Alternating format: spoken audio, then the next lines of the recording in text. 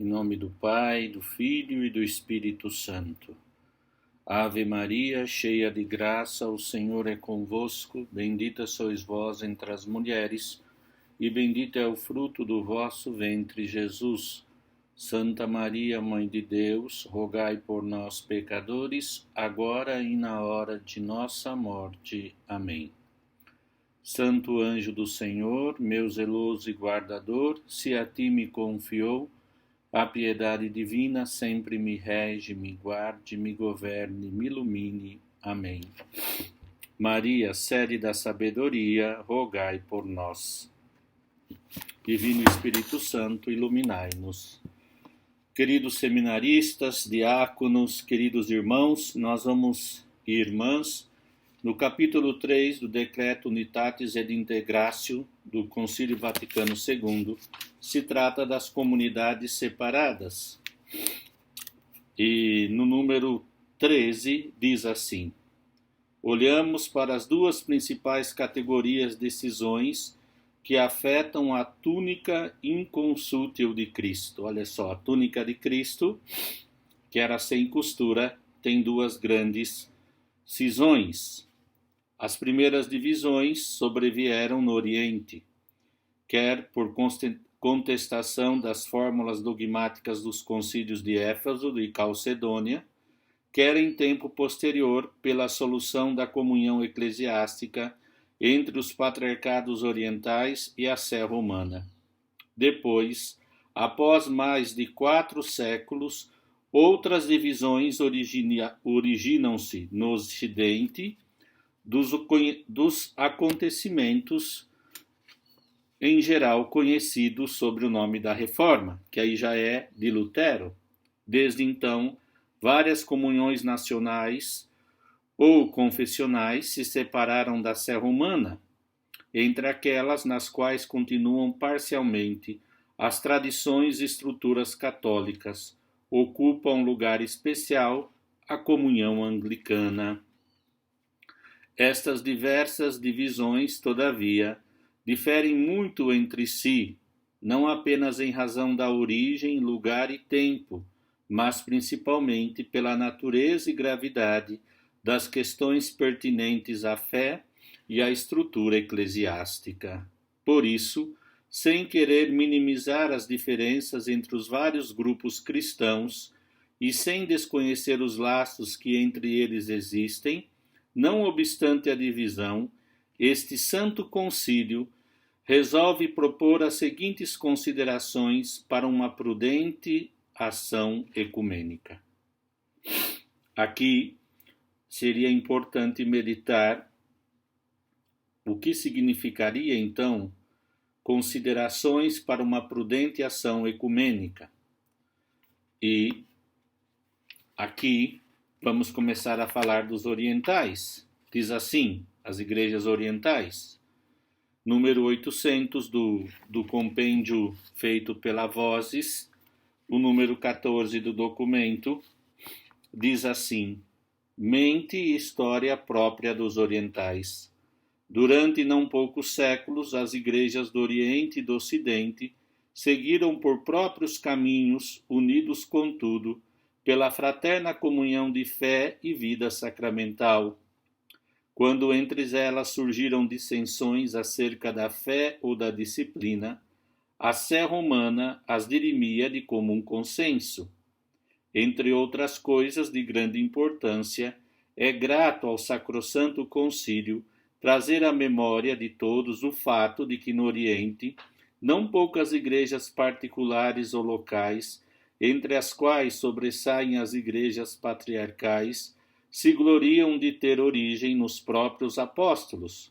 Por isso, entre os orientais prevaleceu e prevalece a solicitude e o cuidado de conservar na comunhão da fé e caridade aquelas relações fraternas que devem vigorar entre as igrejas locais como entre irmãs.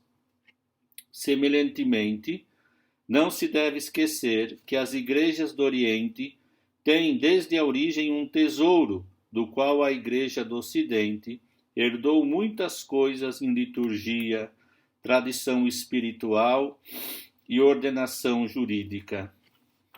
Não se deve subestimar o fato de que os dogmas fundamentais da fé cristã sobre a Trindade e o Verbo de Deus encarnado da Virgem Maria foram definidos em concílios ecumênicos celebrados no Oriente.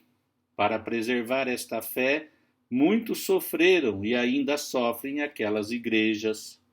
Mas a herança deixada pelos apóstolos foi aceita de formas e modos diversos, e desde primórdios da igreja cá e lá foi explicada de várias maneiras, também por causa da diversidade de gênio e condições de vida. Tudo isso, além das causas externas e também por falta de mútua compreensão e caridade, deu aso às separações. Em vista disto, o Sacrosanto Sínodo exorta a todos, mormente aos que pretendem dedicar-se à restauração da plena comunhão desejada entre as igrejas orientais e a Igreja Católica, a que tenham na devida consideração esta peculiar condição da origem e do crescimento das igrejas do Oriente e da índole das relações que vigoravam entre elas e a sé romana, antes da separação. Formem uma apreciação reta de todos esses fatores. Acuradamente observadas estas coisas, contribuirão muito para o diálogo intencionado. E aqui, no número 15, se fala tradição litúrgica e espiritual dos orientais. Também é conhecido de todos com quanto amor os cristãos orientais realizam as cerimônias litúrgicas, principalmente a celebração eucarística, fonte da vida da Igreja e penhor da futura glória, pela qual os fiéis unidos ao bispo têm acesso a Deus Pai, mediante o Filho, o Verbo encarnado, morto e glorificado, na efusão do Espírito Santo. Conseguem a comunhão com a Santíssima Trindade, feitos participantes da natureza divina. Por isso, pela celebração da Eucaristia do Senhor, em cada uma dessas igrejas, a Igreja de Deus é edificada e cresce, e pela concelebração se manifesta a comunhão entre elas.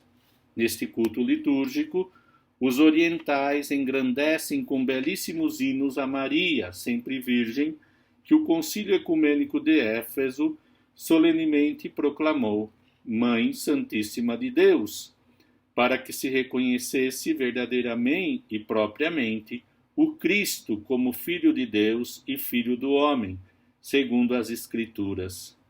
Cantam hinos também a muitos santos, entre os quais os padres da Igreja Universal. Com essas igrejas, embora separadas, têm verdadeiros sacramentos, principalmente, porém em virtude da sucessão apostólica, o sacerdócio e a Eucaristia, e ainda se unem mais intimamente conosco. Por isso, alguma comunicação nas coisas sagradas não só é possível, mas é aconselhável, dadas as oportunas circunstâncias e com aprovação da autoridade eclesiástica. No Oriente também se encontram as riquezas das tradições espirituais que o monaquismo principalmente expressou, pois desde os gloriosos tempos dos santos padres floresceu no Oriente aquela elevada espiritualidade monástica que de lá se difundiu para o Ocidente e da qual a vida religiosa dos latinos se originou como a sua fonte e em seguida sem cessar. Recebeu novo vigor. Recomenda-se por isso vivamente que os católicos se acheguem com maior frequência, que elevem o homem todo à contemplação das coisas divinas. Olha só, as tradições espirituais do Oriente. Olha só, por isso, considerando essa tradição entre eles, além da liturgia, as coisas sagradas, a comunicação, o sacerdócio por causa da sucessão apostólica e o monaquismo, como não lembrar, não? os padres do deserto. Recomenda-se, pois, diz o documento, vivamente que os católicos se acheguem com mais frequência a estas riquezas espirituais dos padres do Oriente, que elevem o homem todo à contemplação das coisas divinas.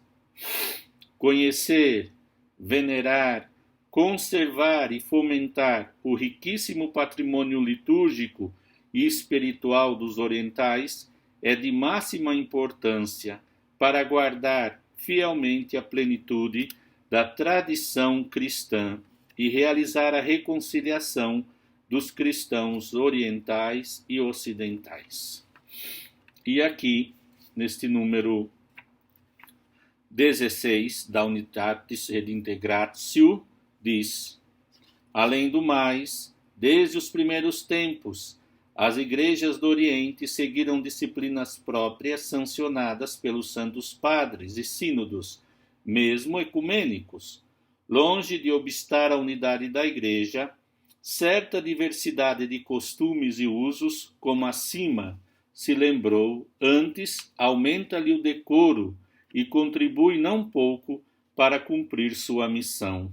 Por isso, o Sagrado Sínodo, para tirar toda dúvida, declara que as igrejas do Oriente, lembradas da necessária unidade de toda a igreja, olha só, têm a faculdade de se governar segundo as disciplinas próprias, mais côngruas à índole de seus fiéis e mais aptas a atender ao bem das almas. A observância perfeita deste tradicional princípio, nem sempre respeitado, é condição prévia e indispensável para a restauração da unidade. Quer dizer que a nossa busca de voltar à unidade com os irmãos ortodoxos em linhas gerais, que depois nós vamos estudar ainda nesta aula, não quer dizer que vamos negar o seu patrimônio, nem deixar que eles não possam, nesse sentido, governar segundo as suas disciplinas, tradições, mas precisamos respeitar, e aqui se trata de pedir apenas o primado de Pedro e tratar do tema de como esse primado pode ser exercido. E a cátedra de Pedro, a infalibilidade papal, isso sim, mas respeitando as suas tradições. Índole própria da teologia dos orientais, o que acima foi dito acerca da legítima diversidade, é-nos grato declará-lo também com relação à diversidade na enunciação teológica das doutrinas, pois no estudo da verdade revelada, o Oriente e o Ocidente se serviram de métodos e modos diferentes para conhecer e exprimir os mistérios divinos. Não admira, por isso, que alguns aspectos do mistério revelado, às vezes, sejam captados por um que por outro. Nesses casos, deve-se dizer que aquelas várias fórmulas teológicas, em vez de se oporem, antes, não rara vezes, mutuamente se completam. Com relação às tradições teológicas autênticas dos orientais, deve-se reconhecer que elas, de fato e eximiamente, estão radicadas nas Sagradas Escrituras, são alimentadas e expressadas na vida litúrgica, nutridas pela viva tradição apostólica e pelos escritos dos padres orientais e dos autores espirituais, promovem a instituição reta da vida cristã e até mesmo tendem a uma plena visão da verdade cristã. Agradecendo a Deus que numerosos filhos orientais da Igreja Católica que custodiam esse patrimônio e desejam vivê-los mais pura e plenamente, já vivem em plena comunhão com os irmãos separados, cultivam a tradição ocidental. Este Santo Sínodo declara que todo esse patrimônio espiritual e litúrgico, disciplinar e teológico em suas diversas tradições, faz parte da plena catolicidade e apostolicidade da Igreja. E aqui no número 18 conclui em questão as igrejas orientais. Tendo tudo isso ponderado, o Sacrosanto Sínodo renova o que foi declarado pelos sagrados concílios anteriores e também pelos pontífices romanos, para restaurar e conservar a comunhão e unidade, é preciso não impor nenhum outro encargo além do necessário.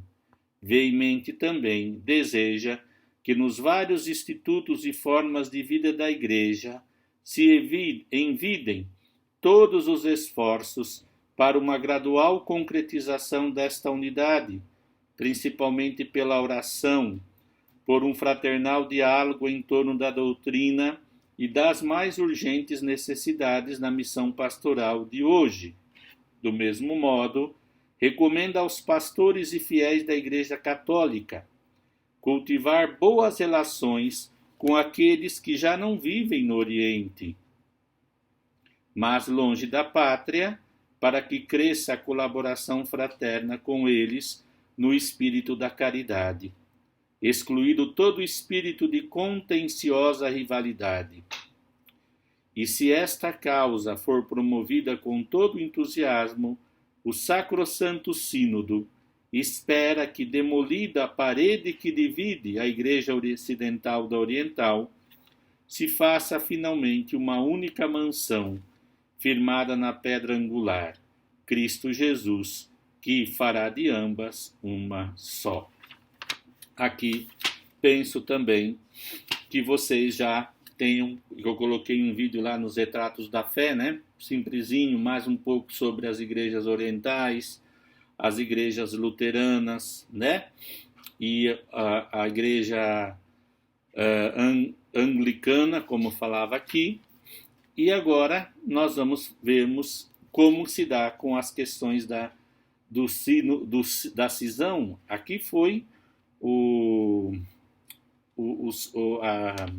a grande cisão do Oriente, a separação que fere a unidade da Igreja, a túnica inconsulte de Cristo. E agora nós vamos ver o cisma do Ocidente. No número 19 até o número 23, temos sobre as igrejas a partir da reforma de Lutero, como a Unitatis et Integratio já tem tratado. E assim, depois, uma conclusão geral. As igrejas e comunidades eclesiais que se separaram da sé apostólica, ou naquela grave situação iniciada no Ocidente, já pelos fins da Idade Média, ou tempos posteriores, continuam, contudo, ligadas à Igreja Católica pelos laços de uma peculiar afinidade e obrigação por causa da diuturna convivência do povo cristão na comunhão eclesiástica durante os séculos anteriores. Estas igrejas e comunidades eclesiais têm diversas origens e diferentes convicções em matéria de doutrina e vida espiritual. Não só de nós, mas também entre si diferem consideravelmente. É, pois, uma tarefa por demais difícil descrevê-las de modo adequado. Nem queremos aqui empreender tal coisa. Vocês veem aí que, depois desses vídeos que eu coloquei da Igreja Luterana, da Igreja Batista, da Igreja etc., da Igreja tal, quantas divisões o Ocidente teve, não? A partir da reforma de Lutero. Embora o movimento ecumênico e o desejo de paz com a Igreja Católica ainda não sejam em toda parte fortes, temos a esperança de que no futuro cresçam pouco a pouco em todos o sentido ecumênico e a estima mútua. É preciso, contudo, reconhecer que entre estas igrejas e comunidades e a Igreja Católica há discrepâncias consideráveis. Se no Oriente nós temos o problema do primado de Pedro, depois, respeitando as tradições, a teologia, as disciplinas, temos uma afinidade muito grande. Aqui já as discrepâncias são enormes, não só de índole histórica, sociológica, psicológica, cultural, mas, sobretudo, de interpretação da verdade revelada. Por exemplo, só a Escritura.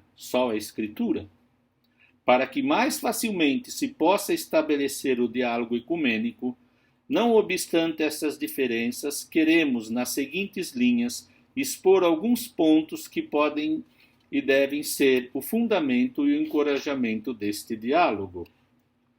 A Confissão de Cristo, número 20. Nossa mente considera primeiramente aqueles cristãos que, para a glória do Deus único, Pai, Filho e Espírito Santo, abertamente confessam Jesus Cristo como Deus e Senhor, e único mediador entre Deus e os homens. Sabemos existirem não pequenas discrepâncias com respeito à doutrina da Igreja Católica, também sobre Cristo, Verbo de Deus encarnado, e sobre a obra da redenção, e por conseguinte sobre o mistério e o ministério da Igreja, e sobre a função de Maria na obra da salvação, sem dúvida, a questão da colaboração de Maria à obra redentora de Cristo. Alegramo-nos, contudo, vendo que os irmãos separados tendem para o Cristo como fonte e centro da comunhão eclesiástica. Tocados pelo desejo de união com Cristo, são mais e mais compelidos a buscarem a unidade e igualmente darem em toda parte entre os povos o testemunho de sua fé. Muito bem, número 21. O estudo da Sagrada Escritura diz assim: o amor e a veneração e o quase culto das Sagradas Escrituras levam nossos irmãos a um constante e cuidadoso estudo da página sagrada, pois o Evangelho é a força de Deus para a salvação de todo aquele que crê, do judeu primeiro, mas também do grego. Invocando o Espírito Santo nas próprias Sagradas Escrituras,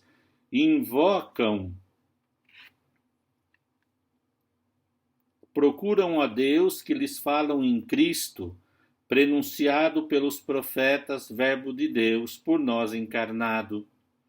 Nelas contemplam a vida de Cristo e aquilo que o Divino Mestre ensinou e realizou para a salvação dos homens, sobretudo os mistérios de sua morte e ressurreição. Mas, enquanto os cristãos de nós separados afirmam a autoridade divina dos sagrados livros, pensam diferentemente de nós. Isso é um fato, cada um de modo diverso, sobre a relação entre as Escrituras e a Igreja. Nela, segundo a fé católica, o magistério autêntico tem lugar peculiar na exposição e pregação da palavra de Deus escrita. No entanto, no próprio diálogo, as sagradas letras são exímios instrumentos da mão poderosa de Deus para a consecução daquela unidade que o Salvador apresenta a todos os homens. Bom, aqui, e não obstante as dificuldades de compreensão de fundo de teologia fundamental, que nós estudamos a revelação, Sagrada Escritura, tradição oral, tradição escrita e etc. A vida sacramental, número 22 da Unitatis et Integratio, pelo sacramento do batismo, sempre que for retamente conferido, segundo a instituição do Senhor, e recebido com a devida disposição de alma, o homem é verdadeiramente incorporado a Cristo crucificado e glorificado, e regenerado para o consórcio de vida divina, segundo esta palavra do apóstolo. Com ele fostes sepultados no batismo, e nele fostes ressuscitados pela fé no poder de Deus que o ressuscitou dos mortos. O batismo, pois, constitui o vínculo sacramental na unidade que liga todos os que foram regenerados por ele. O batismo, porém, de per si, É só o início e o exórdio que tende à consecução da plenitude de vida em Cristo. Por isso, o batismo se ordena à completa profissão de fé, à íntegra incorporação no instituto da salvação, tal como o próprio Cristo quis, e a total inserção na comunhão eucarística. Embora falte às comunidades eclesiais de nós separadas a unidade plena conosco proveniente do batismo, e embora creiamos que elas não tenham conservado a genuína e a íntegra substância do mistério eucarístico, muitas delas celebram a ceia, e é uma transsignificação e não transubstanciação em geral, sem poder generalizar. Sobretudo por causa da falta do sacramento da ordem, contudo, quando na Santa Ceia fazem a memória da morte e ressurreição do Senhor, elas confessam ser significada a vida na comunhão de Cristo e esperam seu glorioso advento. É por isso necessário que se tome como objeto do diálogo a doutrina sobre a ceia do Senhor, sobre os outros sacramentos e sobre os ministérios da Igreja. A vida com Cristo. Número 23. Que interessante só dizer aqui que alguns estudos já foram feitos sobre esse tema, mas eu quero ler com vocês o documento pelo menos uma vez na vida. Nós temos que ler a Unitate Redintegratio para entender o coração, a mente dos padres e a intenção do Espírito para nós. A vida com Cristo, número 23. A vida cristã destes irmãos alimenta-se da fé em Cristo e é fortalecida pela graça do batismo e pela audição do Verbo de Deus. Manifesta-se na oração particular, na meditação bíblica, na vida familiar cristã, no culto da comunidade congregada para o louvor de Deus. Aliás, o culto deles, por vezes, mostra notáveis elementos da antiga liturgia comum. Sua fé em Cristo produz frutos de louvor e ação de graças pelos benefícios recebidos de Deus. Há entre eles um vivo sentido de justiça e uma sincera caridade para com o próximo. Esta fé operosa produziu não poucas instituições para aliviar a miséria espiritual e corporal, promover a educação da juventude, tornar mais humanas as condições sociais da vida e estabelecer a paz por toda parte. Os frutos, a caridade. E se em assuntos morais muitos dentre os cristãos nem sempre entendem o Evangelho do mesmo modo que os católicos, nem admitem as mesmas soluções para as mais diversas questões da sociedade odierna, querem, no entanto, como nós, aderir à palavra de Cristo como fonte de virtude cristã e obedecer ao preceito do apóstolo. Tudo quanto fizerdes por palavra ou por obra, fazei tudo em nome do Senhor Jesus Cristo, dando graças a Deus Pai por ele. Daí é que o diálogo ecumênico pode ter como ponto de partida a aplicação moral do Evangelho. Sermão da Montanha, por exemplo, como linha de comunhão. Conclusão geral. Bom, aqui nós tivemos então as dificuldades com questão aos irmãos do Ocidente e a do Oriente. Há uma grande diferença. E no número 24 temos a conclusão de toda a Unitatis Redintegratio do decreto. Assim, após termos exposto brevemente as condições segundo as quais se pode exercer a ação ecumênica e os princípios pelos quais ela deve ser moderada, olhamos com confiança para o futuro. Este sacrossanto sínodo exorta os fiéis a se absterem de qualquer zelo superficial e imprudente que possa prejudicar o verdadeiro progresso da unidade, pois sua ação ecumênica não pode ser senão plena e sinceramente apostólica, isto é, fiel à verdade que recebemos dos apóstolos e dos padres, em harmonia com a fé que a Igreja Católica sempre professou e, ao mesmo tempo, tendente àquela plenitude pelo qual o Senhor quer que cresça seu corpo no decurso dos tempos.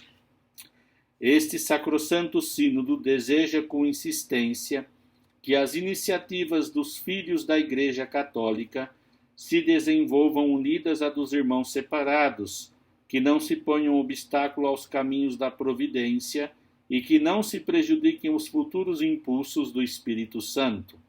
Ademais, o Concílio declara estar consciente que este santo propósito de reconciliar todos os cristãos na unidade de uma só e única Igreja de Cristo excede as formas e os dotes humanos. Por isso, põe inteiramente sua esperança na oração de Cristo pela Igreja, no amor do Pai para conosco e na virtude do Espírito Santo. E a esperança não engana, pois o amor de Deus foi derramado em nossos corações por virtude do Espírito Santo que nos foi dado. O documento foi assinado pelos pares conciliares e antes pelo Papa Paulo VI, no dia 21 de novembro de 1964. Aqui eu queria ler com vocês, e conseguimos em 3 aulas, penso, poder trabalhar um pouco o documento, para depois a gente ter uma visão católica do movimento ecumênico ou ecumenismo. Então eu quero que vocês depois façam as atividades que eu proponho como roteiro de estudo e complementar, para que assim a gente possa sintetizando, tá bom? Eu agradeço a paciência e assim vamos dentro desse tempo de pandemia, estudando apesar de todas as dificuldades. Louvado seja nosso Senhor Jesus Cristo, para sempre seja louvado.